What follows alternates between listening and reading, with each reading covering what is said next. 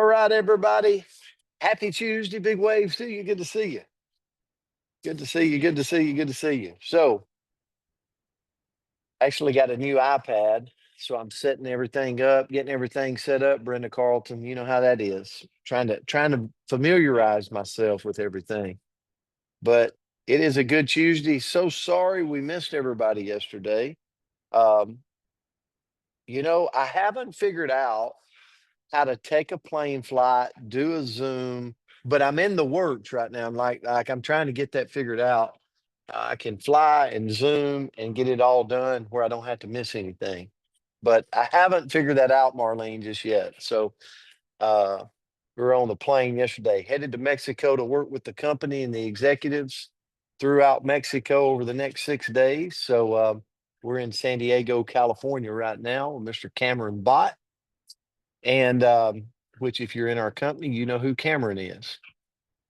But the word for today, and it's just me. Oh, and I got to say this big shout out to Cynthia Bolda. Cynthia, thank you so much for yesterday and doing the coach's corner. So, everybody give Cynthia some love in the chats for saying absolutely to the coach's corner yesterday while we were on a plane. She's amazing. Um, what's up, Peyton Palmer? Good to see you this morning. All right. So the word for today, Miss Michelle Zosky is in Canada. Michelle, I hope you're on. And I need to say this. If if today is your birthday, please put it in the comments so Ashley Paulson or Hill Blue can see so that we can sing happy birthday to you if you're on this morning. So Michelle, her word for the year is resilient. Resilience, I should say, resilience. So I want to ask you a question. Are would you class and you do not have to raise your hand in this, okay? But would you classify yourself as a resilient person? Would you go, I'm resilient? Or if you were honest, would you classify yourself as a person that lets little things sometimes trip up your day? Okay. And maybe you can say I'm a resilient person, but I definitely have let little things trip up my day. And that's where I thought about resilience today as I'm looking at the word. So if you look at it, it's the capacity to withstand or receive quickly um, things of difficulty, toughness, the ability or a substance or object to spring back into shape, elastic, like elasticity, like somebody that's able to bounce back, right? I see Alan Schultz on here. He's officiated football for years. When it's 4th and 1, you gotta make a decision. You don't have time to sit around. It's 25 cents. You got to get it in. You can't sit there and analyze too much, or you're going to get a flag. And so, to me, when I look at resilient people, it's not that they're not going through the same challenges every other human is going through. They are. We are. Like, but at the end of the day, it's what they do is so much to be learned from. And so I came across this. I want to read it to you. Resilience is very different than being numb. Resilience means you experience, you feel, you fail, you hurt, you do all the things everybody else does, but you keep going, you keep moving forward. And so when I said just earlier, are you a person that lets a rock trip you up in your day? Sometimes, and I've been this way before, so I can relate. Sometimes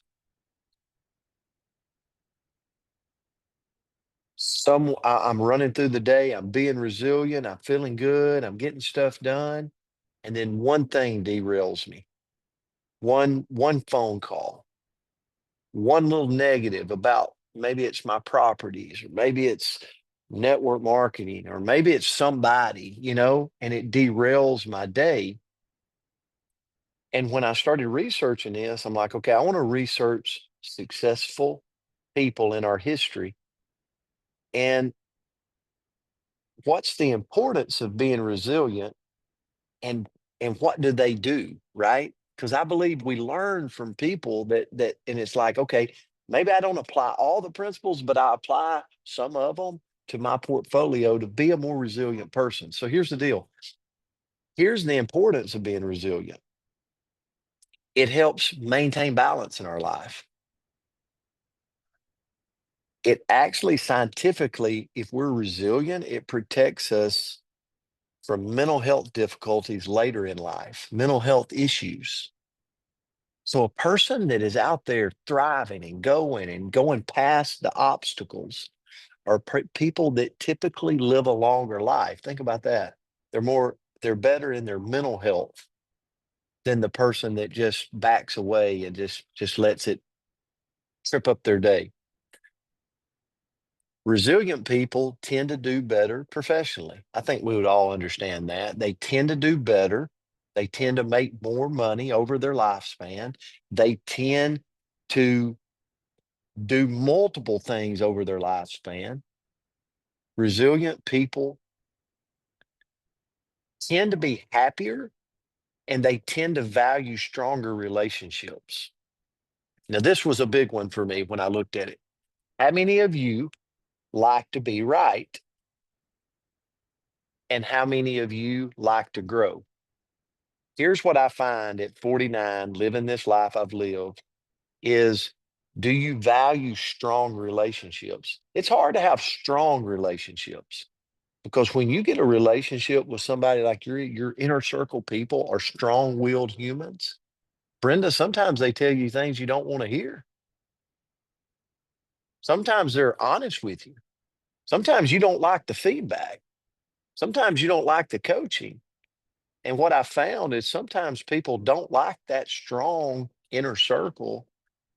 So they have to be in a group where they're the strong and everybody else is the weaker. And it makes them feel better. But in reality, it's not resilience. Resilience is valuing strong, firm people that sometimes don't always tell us, John, what we want to hear. You know, it's like me thinking I know how to drive the John Deere tractor the best, and John Frick going, whoa, whoa, whoa, whoa, whoa, son. I've been doing this for years and years and years. Let me show you how to drive it, you know, right? But he probably could show me a thing or two. So here's my thing. What's up, Michelle McKay? Miss Kimberly? Oh my gosh, over there in Michigan. Okay, so here's where sorry, squirrel. So I'm going to end with this. So three things that if I want to be more resilient is essential. I have to have these three things. Number one, challenge. Resilient people view a difficulty as a challenge. It's a challenge. It's not a retreat. It's not, I'm going to look somewhere else. It's just a challenge. That's the way resilient people see it. Number two, resilient people are committed. Like if it's something they have a passion about, okay? I'm going to use this for an example. And I'm going to use my profession, network marketing. All of you are not involved in it. It's okay. Use yours. But let's say I'm passionate about health and wellness. Let's say I'm passionate about my profession. If I'm in a company that have amazing products, if I'm in a company that supports us, why in the world would I leave that company to go to another company? Why wouldn't I just be committed to that company to grow and learn and flourish and build more skill? What I find is resilient people have that talk mentally with themselves, and then they just are committed. They're like, I'm locked in. We've got everything we need here to go to $1 billion. But then I see people that have the same opportunity, but when the going gets tough, when things settle, when things hit a wall, it's sometimes just easier to go to another one. And like, all right, I'm done with that. I'm going over here. And it's like, well, first of all, do you even have as good of an opportunity? But if you did, you still got to do the same thing.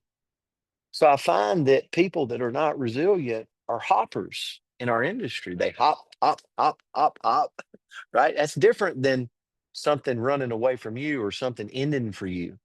I'm talking about something firm that you have to hop. So resilient people are committed. And then last, resilient people, and this stepped on my toes a little bit. You know, I never like stepping on my toes when I'm researching something. Committed people have personal control. And when I saw this and I was researching, I'm like, I got personal control. What are you talking about? I got control. And it's like resilient people spend their time and energy focusing on situations and events they have control over. Now, I don't know if you're like me, but sometimes this thing, I have no control over certain things and I will let it derail my day. Have you ever been there? Surely not. Not you. Not you. But resilient people are able to balance. It was kind of interesting because when I researched successful people in our history, I said, what's one common trait? And what I found is resilient people don't even have time for alcohol, the things, because they know it will derail them, you know? And I thought that was pretty interesting that they started talking about personal control, like resilient people, people that's thriving, people that's growing, people that's having success, people that want to move. They're like, oh, no, no, no, no. I got to spend my time and energy and my 24 hours on things I have control over, things that I can do. And I can't focus on things and spend my energy and time on things I don't have any control over.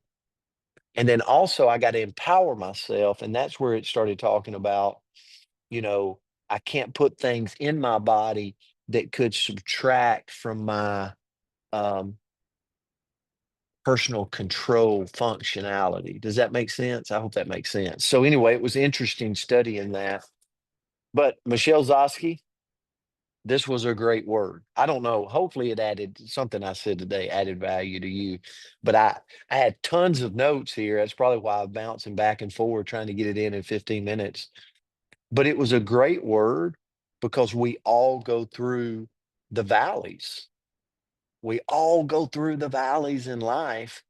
And it's like, but if I'm equipping myself to be resilient and to be that resilient person that I want to be, then I've got these merits about me that I follow. And it's kind of like a checklist that will help me be more successful, whether it's relationships or health or my profession or any walk of my life, spirituality. So thank you guys for listening in this morning. Love you. If you're jealous of me this morning, it's okay. It's okay. Just so you know, I'm gonna go for a nice walk out of here for all you people that's in the teens. And I'll think about you and say a prayer for you. Okay. But no, I love you and I appreciate you. Happy Tuesday. And we'll see you back tomorrow from Mexico. All right. Love God you guys. bless. Great Thank word, you. Brent. Say thank you. Thank Thank you. you. Have a great day.